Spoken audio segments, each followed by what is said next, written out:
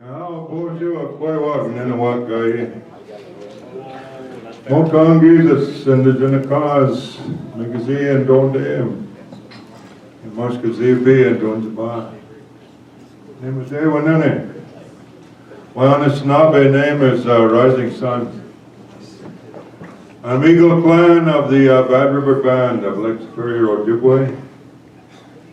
And a member of the Medewan, the Grand Medicine Society. Water is life.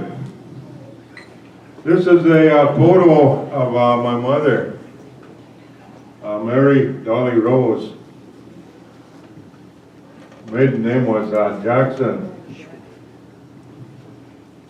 This is a photo of her, I think after she came back from Haskell Indian School, Lawrence, Kansas. Sitting there with, she's doing beadwork. She has her bead loom. I designed a museum at Northland College many years ago. And I moved it from one building to another when one building was raised and rebuilt it in another building. And the museum is dedicated to my mother. Next slide. This is one of the exhibits in the museum, and it displays the shell of the snapping turtle. You'll probably notice there are 13 sections on the shell of the snapping turtle. And that exhibits our lunar calendar. And that more or less tells us what we're going to be doing during each one of those moons of the lunar year. So the next full moon we'll be going into is next Wednesday. Iske Kamizage Jesus. That's the maple sugar moon. Last week I went down to my sugar bush. It's about 7 miles upriver from Old Odena. Found out that we couldn't get across the creek that was flooded out. So we're going to have to wait till the water goes down to tap the trees, to boil the sap down and make maple syrup and maple sugar. And I don't know if you can read it, but I tried to correspond the 12 months on the Roman calendar with the 13 moons of the lunar year, which is the lunar cycle is around 28 or days between each full moon. And so we use that calendar for all of the activities of our industrial year. And the turtle is a water animal. And it has great significance in our traditions. Originally, we had no alphabet, no written language. And so we told our stories according to oral tradition. Our sacred birch bark scrolls with the pictographs, our petroglyphs on the cliffs along the lakeshore, our sacred bundles. We can tell the story of the creation using a ceremonial pipe. There are 4 parts of that pipe representing the 4 orders of the creation. The head of the pipe is made out of stone, and that represents the first order of the creation, the physical world. The stem of the pipe is made out of wood, usually sumac, a pog the pipe wood. These pipe stems are often decorated with porcupine quill work, feathers, fur, or whatever. And that represents the third order of creation, the animal beings. And then when we take the kinnikinnick and the sacred esma, put it in the pipe, join the pipe, human beings then become the celibates of the pipe ceremony. Next slide. Now the turtle shell represented the lunar calendar. And this is a medicine wheel. This represents the solar calendar. Sometimes these two colors here are interchangeable. Three Fire Society uses yellow, red, black, and white. One of my Ojibwe elder teachers from Canada many years ago, he said he uses red, yellow, black, and white. Red represents the rising sun. Yellow would be the noonday sun.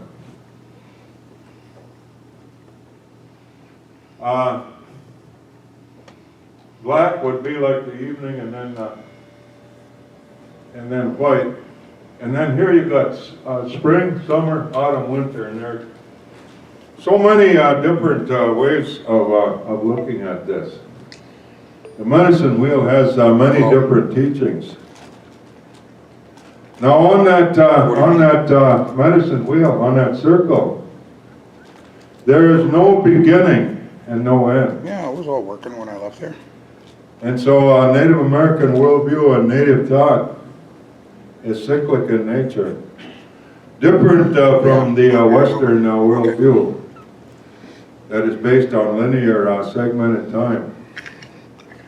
If you go back to the book of Genesis, the Old Testament, the story of the creation begins with the words, "In the beginning."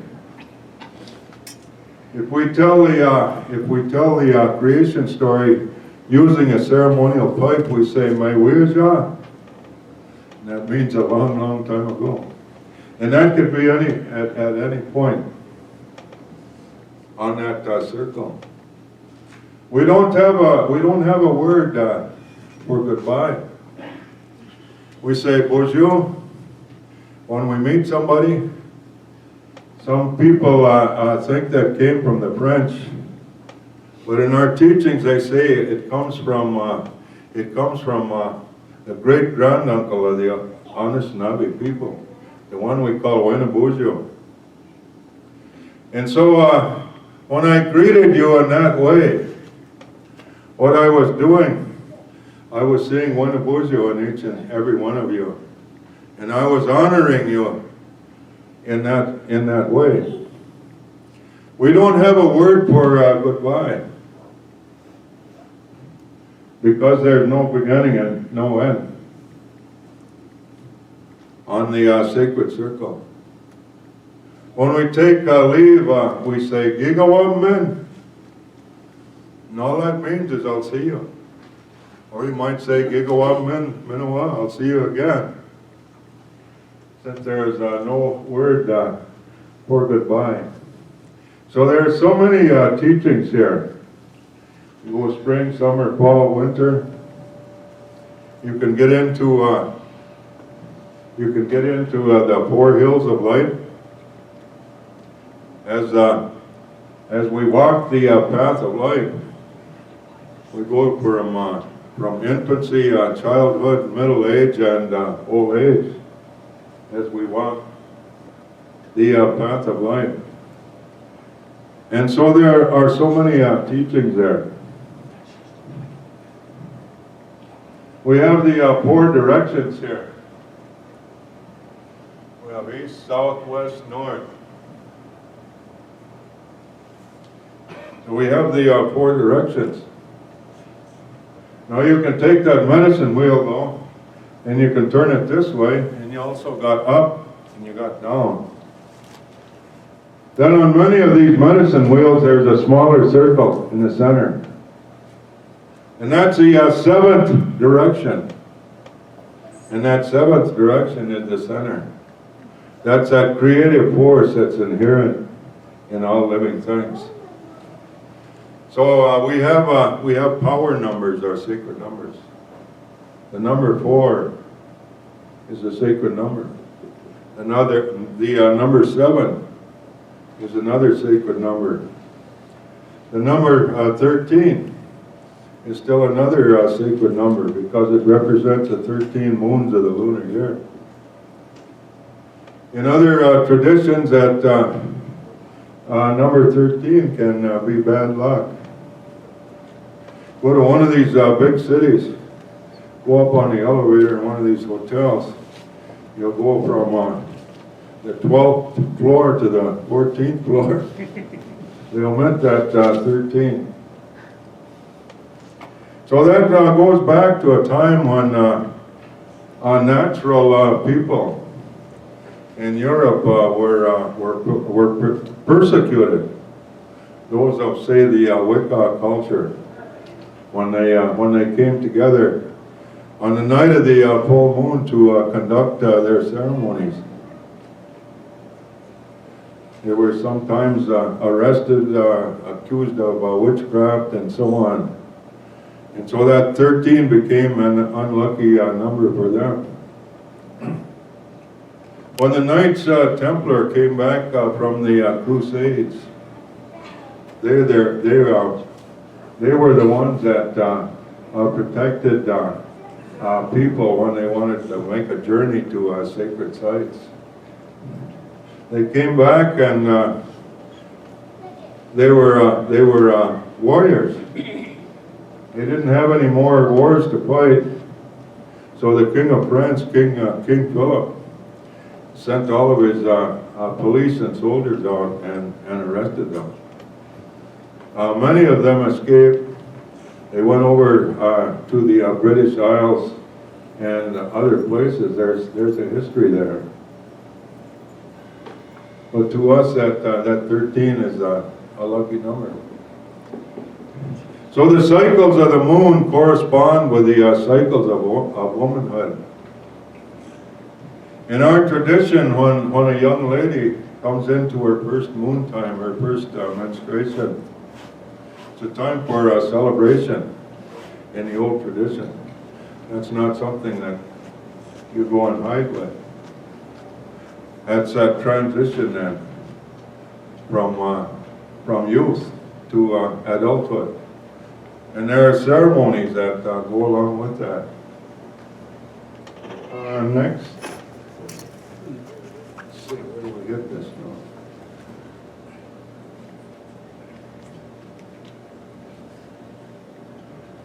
This is a photo of my roundhouse.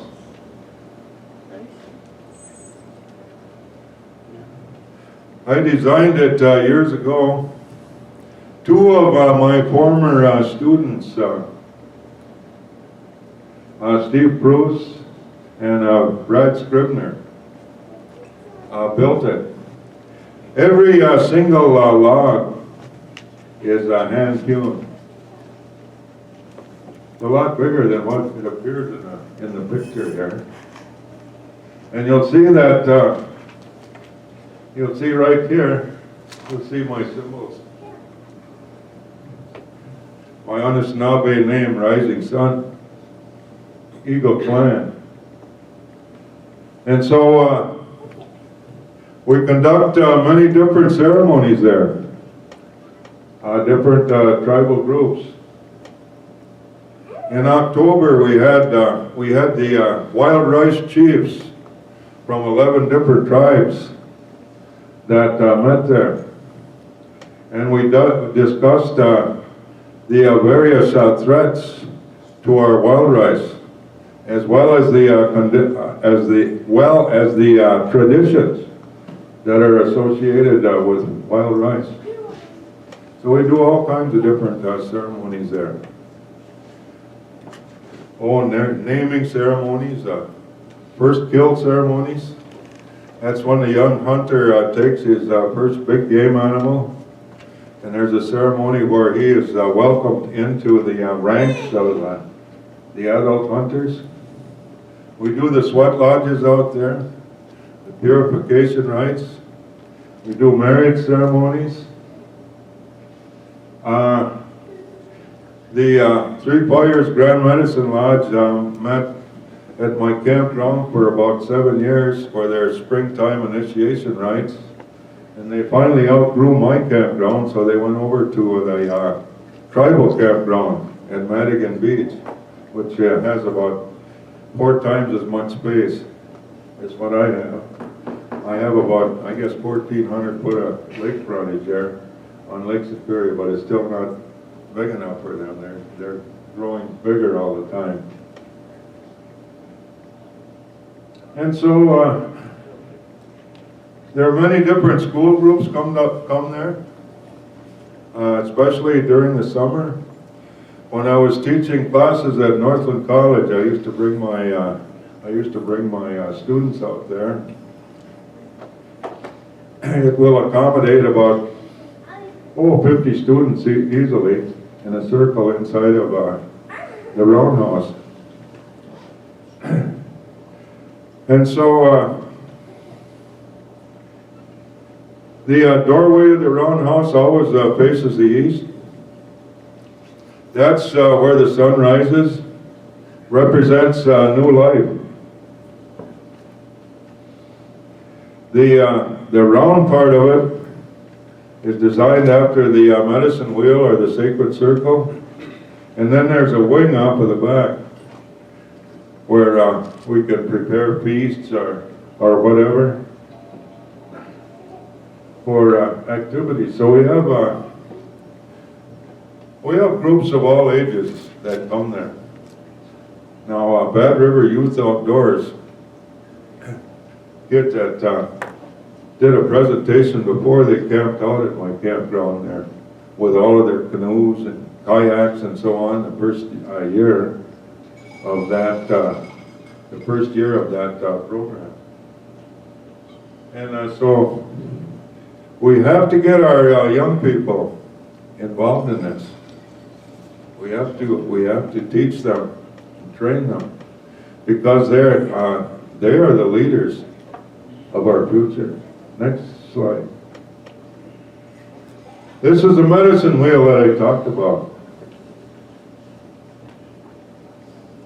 It has 4 projections on the wheel. Spring, summer, autumn, winter. The 4 orders of creation. The physical world, plant world, animal world, and human world, and you could go on with the teachings of the sacred number 4. This can also represent the Great Spirit. There are 4 projections here that represent universal presence. The universal presence of the Great Spirit. This projection faces upward toward the sky. This one downward towards Mother Earth. Take this medicine wheel and turn it this way. Get up and down. You get the 4 cardinal points of the universe. You get up and down at 6. And this is the center that I was talking about. The smaller circle represents that creative force inherent in all living things. Next.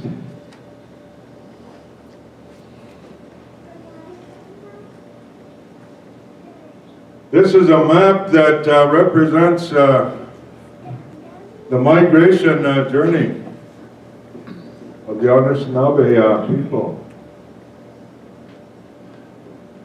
It's a strong part of our teachings. They say that at one time that we lived in the western Great Lakes area. And then there came a time when hard times fell upon the people. And so the Anishinaabe, they went to their elders and their spiritual leaders. And they asked for a new life. So through dreams and visions, these elders, they saw the rising sun in the east. Or the sun is reborn each day, representing a new life. And so they told the people to prepare for a journey towards the east that probably took generations. And so they traveled to the east until they reached that great salt water barrier, the one that we call the Atlantic Ocean. And they lived there for many strings of lives until hard times fell upon them again. Oh, weather conditions, a shortage of game animals, hostilities with other tribes and so on. And so through dreams and visions, they were given instructions for a great migration. The next place that it occurred was near Detroit, Michigan. And so that was the third stopping off place on the journey. And then it disappeared from sight and reappeared again at a place called Manitoulin Island.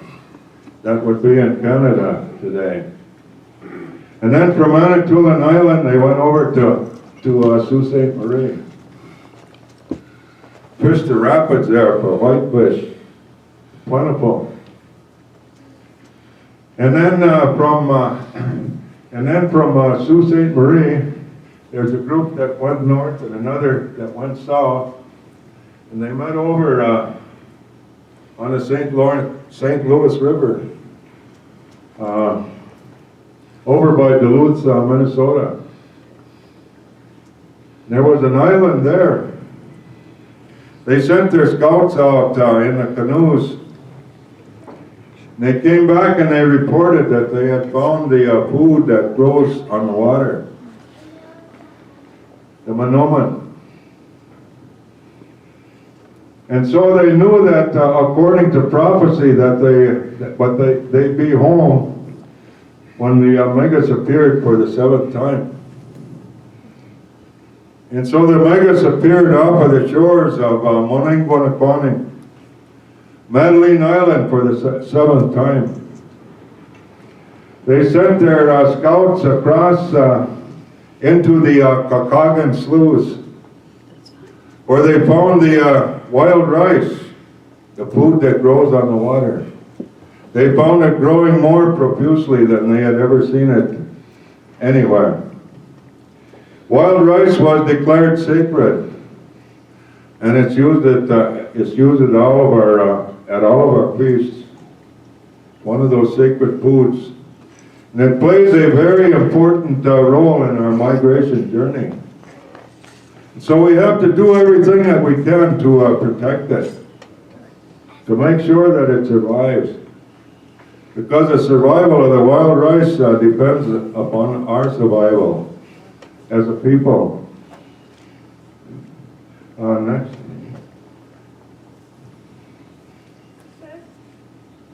This is a pre-contact map of Lake Superior. A map that predates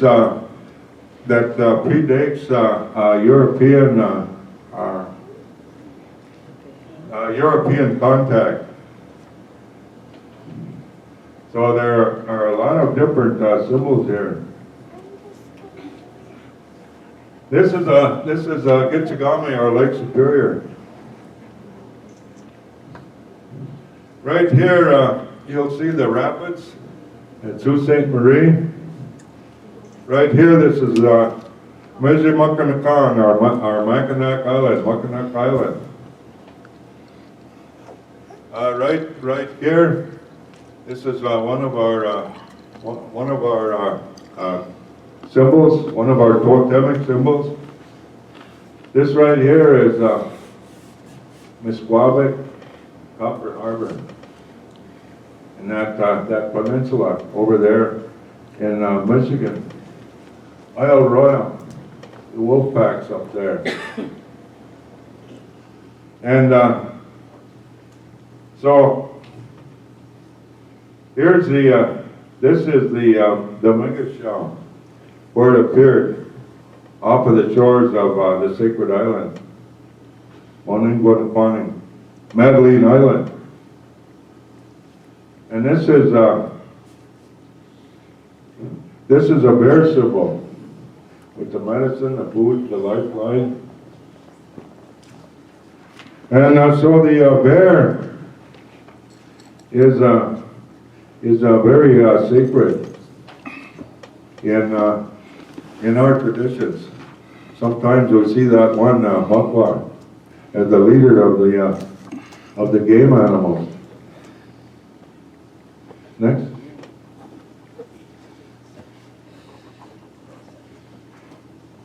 Here we have the water drums, the little boy water drum and the chief drum. The drumstick that goes with those drums. And here we have the grandfather stones, the sacred stones. We use 7 of those stones to lace the water drum in preparation for a ceremony.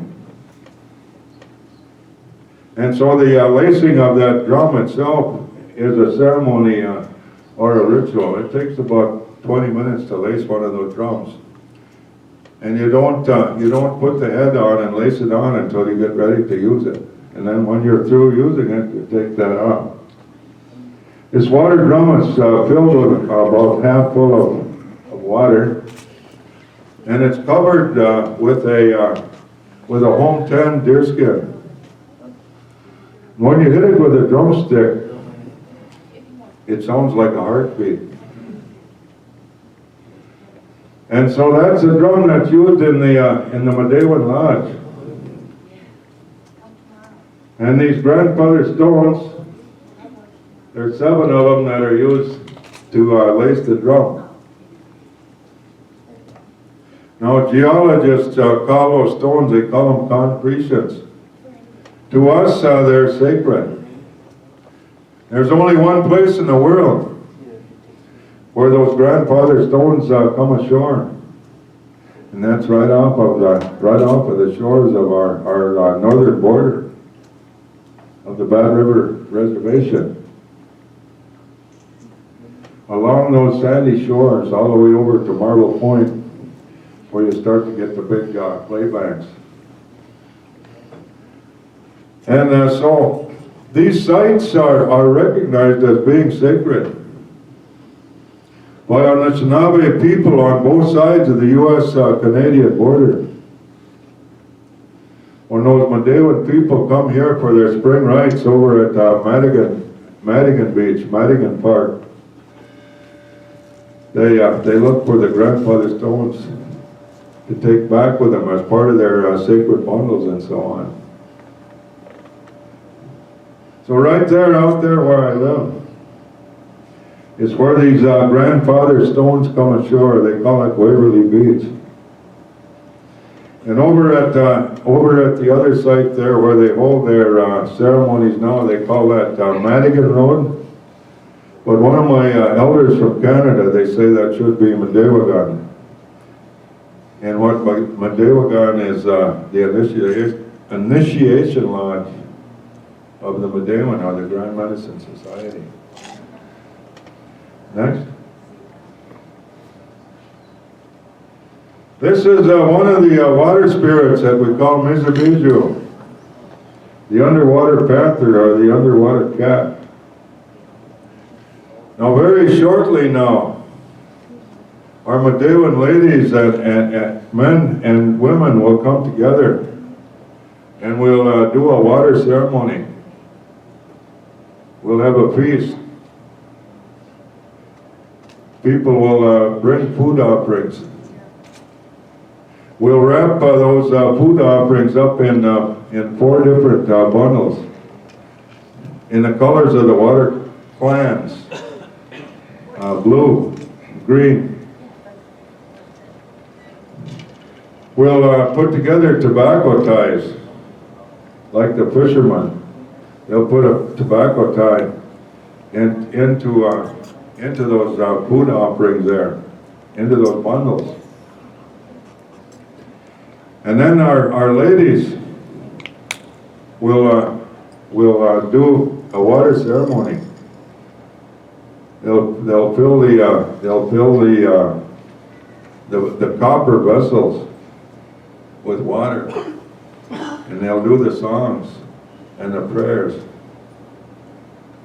And then we'll take those bundles and we'll pass them single file down to the water's edge.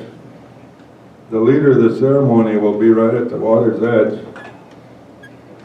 And as we pass those bundles, when each person touches that bundle, they offer their prayers there. And those bundles represent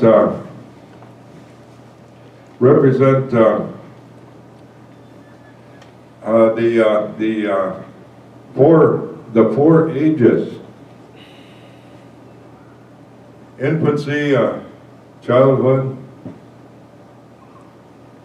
middle age, and old age, and even those yet to come. More accurately, childhood, adulthood, old age, and then those yet to come in that circle. And so those ceremonies will be conducted very shortly. So this is one of those. Spirits, those underwater spirits that will be offering our food offerings, our sema, sacred tobacco, and so on. Next. Here's a turtle right here again. The turtle has many different teachings. Has 4 legs that can represent the 4 cardinal points of the universe. The head faces upward towards the sky, the dwelling place of the Great Spirit. The tail is pointing towards Mother Earth. The turtle shell is kind of oval shaped, representing that sacred circle. This right here is another version of the medicine wheel. You'll have a circle with 4 projections representing universal presence, and a smaller circle inside representing that creative force in those 7 directions. We have the medicines, we have the clans, and right here, this will designate a journey. Next. According to our traditions, Anamakibanesiwak, the Thunderers, they live in the west.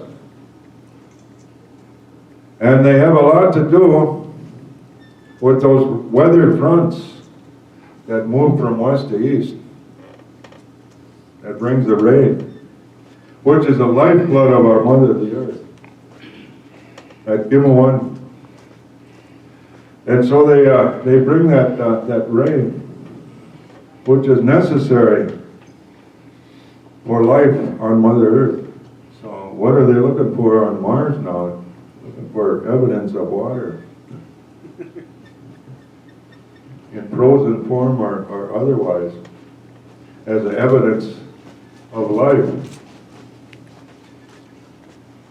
And so, my youngest grandson, his name is Naganagizik. And what that means is leading sky. He was given that name when he was very young, probably about 8 or 9 months old. And there's a teaching that goes with that. And that leading sky, it represents those weather fronts as they move from west to east. So when he looks up to see those weather fronts coming, that's a very important. I'm teaching him to make his tobacco offerings now when he sees that. So we've experienced that too in the last couple of days. Next. This is the Otter Spirit, right here. Another version of the megas, the medicines. They say there was a time when the Anishinaabe people were disoriented and confused. And so it was the otter that, they saw the otter out there in the big lake. The otter dove into the water and surfaced first in the east. Swam back to the center and dove in, surfaced in the south. Swam back and surfaced in the west and then the north. He gave the people the 4 cardinal points, the 4 directions on the compass. And so the people were no longer disoriented. They were no longer confused in their minds either. And so this is a very important spirit. They played some role too in the migration journey, which is more or less our Anishinaabe story of the Exodus. Next. By the way, my son's name is Nagig. His Anishinaabe name is Nagig, and what that means is the otter. The otter is a water animal.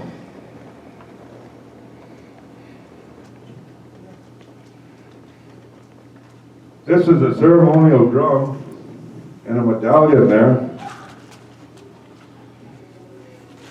A beaded medallion with the symbol of the eagle.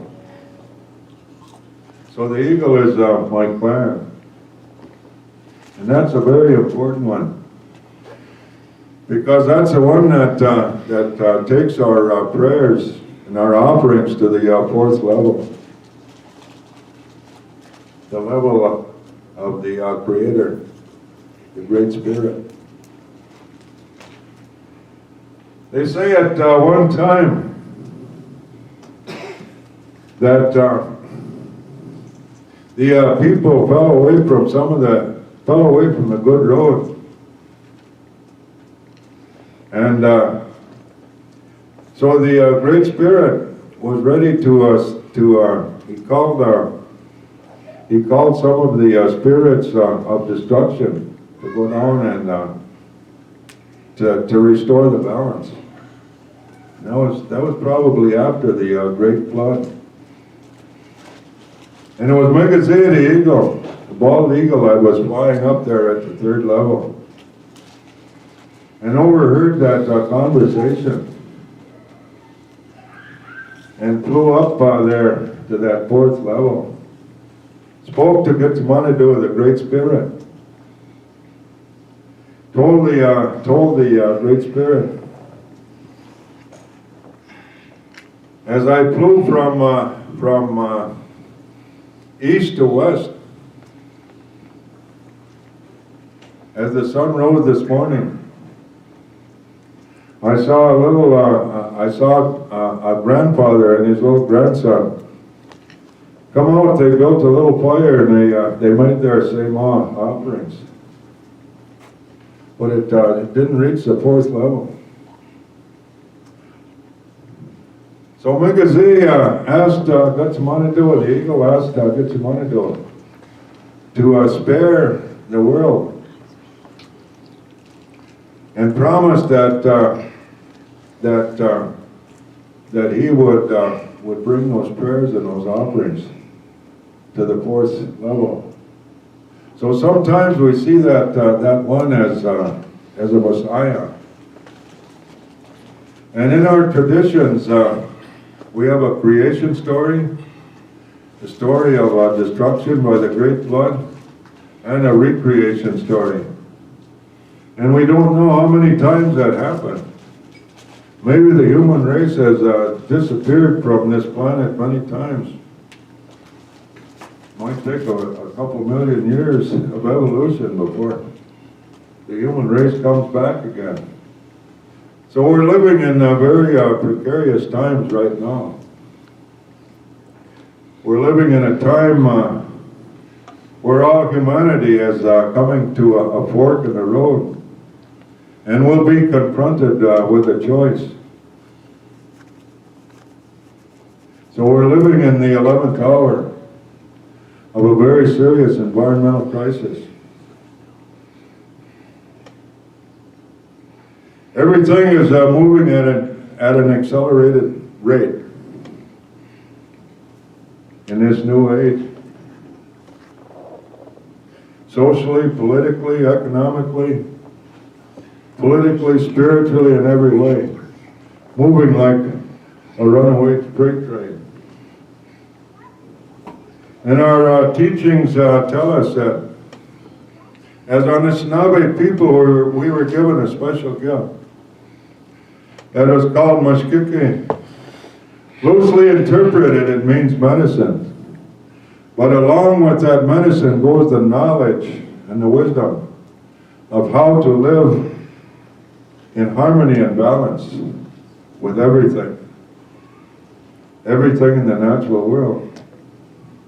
And so along with that gift goes the responsibility. So it's our responsibility to teach others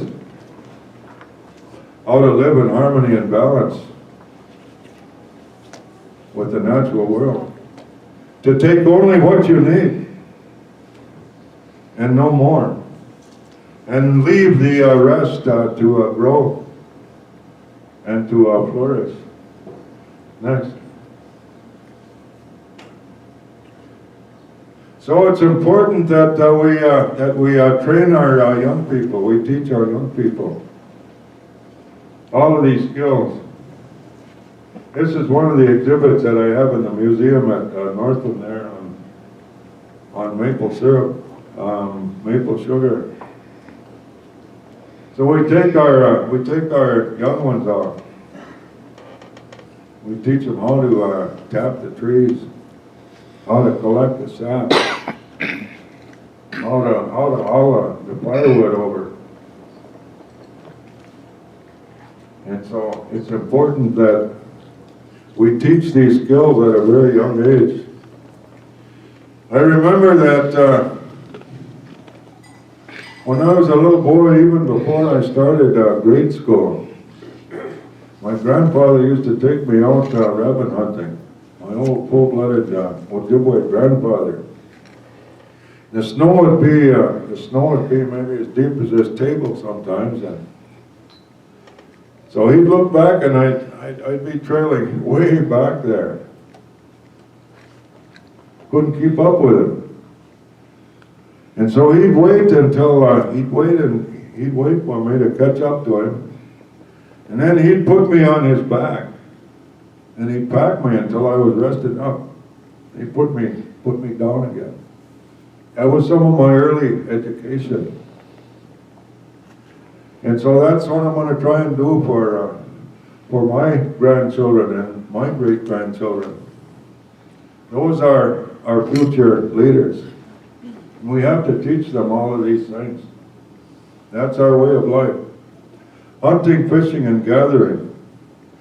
We were a nomadic or semi-nomadic people at one time, roaming all over the ceded territory and even beyond. until we were placed on postage stamp sized reservations where we became a sedentary people. But our lifestyle was different generations ago. In late autumn, the people would leave the villages and go to traditional areas to spend the winter, kind of an extended family in familiar territories. There were a couple of reasons they did that. One reason was the fact that there wasn't enough small game or big game animals to sustain a sizable population.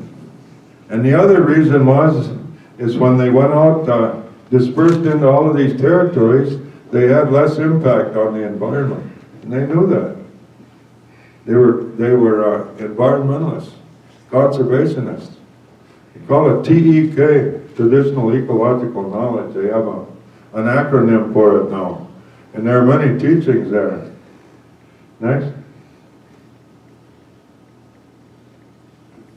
Okay, our next activity, we're getting our nets and our spears and everything ready to engage in spring spearfishing. I remember... We'll get you a new battery. Batteries? Yeah. Here you go.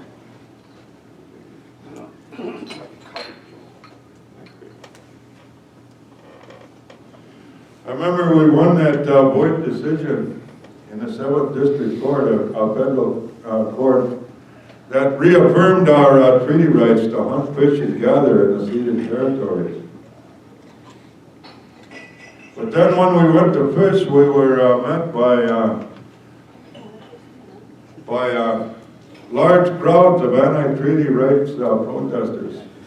Most of them drunk, intoxicated, they come right out of the bars.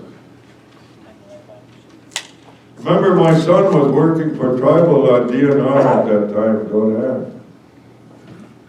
He told me, he said, we're going spearing. Okay. He said, we won the right to hunt, fish, and gather in court now. But if we don't go out and exercise those rights, we're going to lose them anyway. Sometimes you'd launch your boat under a hail of stones, profanity, and so on.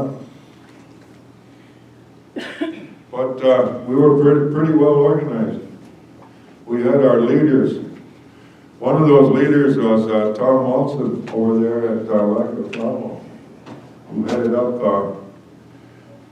up the Waspaganon Treaty Association. We had our plans. We weren't to answer back with all of those insults and so on. We caravaned to the landings, and so there were fishermen from the various tribes that got together when they caravaned to those landings, called the Walleye Warriors. Oh God, I'll get you down. Some pretty scary times, but we got through that. So this was one of the treaty rights flags that we used. I remember we were going to do a demonstration spear over at Round Lake and Pike Lake just prior to a referendum on the sale of treaty rights down at Flambeau there. And there were two guys, I was standing there was a guy standing here and here, both of them had this flag with symbol of Anishinaabe symbol there. His police came over. The Price County Sheriff was in charge. On every one of these landings, the county sheriff in that particular county was in charge, and they had all of these deputies from all of these other counties and so on. These guys came over and they told these guys, you're under arrest. I said, well, what for? Desecration of the American flag. And we knew that it was an illegal arrest at that time, because the Supreme Court had decided on that. You could put Harley Davidson or anything else on that flag, but they didn't want you to put a Anishinaabe on that flag. So we got our collection together, we bailed them out, and caravan back home with us on that occasion. And so in that referendum that selling those treaty rights, that was defeated at that time. And so those were some pretty scary times. Here's a spear right here. Sometimes we spear out of boats. Other times we put the waders on. Like we go up to Bad River Falls in the springtime to spear sturgeon up there. And I'll take a medium-sized one rather than a big one. You take a big one and wrestle them out of the water, you're soaking wet, and you gotta walk up that great big hill and so on. Carry one of those big ones on a pole. By the time you get to the top of that hill, freezing. So now Bad River is one of the main spawning grounds for sturgeon on Lake Superior, and that's another threat to our water, our fish, and so on, by these mining companies, these capos and so on. Next. It's the Birch Park canoe. And this is a miniature that's made. A miniature that was given to me by my grandson. I think it was my Father's Day one time. I don't know where he got it. He didn't make it, but he got it somewhere, and he gifted me with it. So that's on display also. Out at my campground, we have a traditional ways gathering every August. I think it's for about the last 13 years now. This is one of the activities that we engage in, is making Birch Park canoes. So we engage in all kinds of different traditional skills out there. Next. Okay, late summer or early fall wild rice harvest. And so we sent, when the wild rice, the new one gets close to being ripe, we send our rice chiefs out to look at that rice and to determine a starting date for the rice. And so that's governed by the tribal council. They appoint those rice chiefs to go out. And so we do have our traditional conservation officers. Next.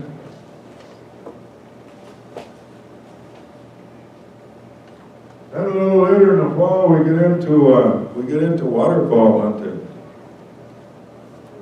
My grandfather always made all of his own equipment. This is a homemade bluebill decoy right here. A homemade duck pond. And he made all of his own equipment. We carved the body out of a cedar block and then get the branch off of a tree and carve the head. And he'd make a whole layout of these duck decoys, different species of bluebills or mallards or whatever. And so again, we take our young people out. We take them hunting, waterfall or whatever, to train them in those activities. Next. This is one of my grandfather's old traps here. Probably be 100 years old now. Part of a collection of traps that that I still have in possession of the family. And these are drawings of some of the old hats that were in style in Europe during the fur trade, where they used the beaver fur to make those hats that were in style at that time. And so that fur trade was a thriving industry among the Indians of the Great Lakes at that time. Let's see here now. We take them on, we show them how to set rabbit snares. So those are the skills of trapping, seasonal activities, winter trapping. Next.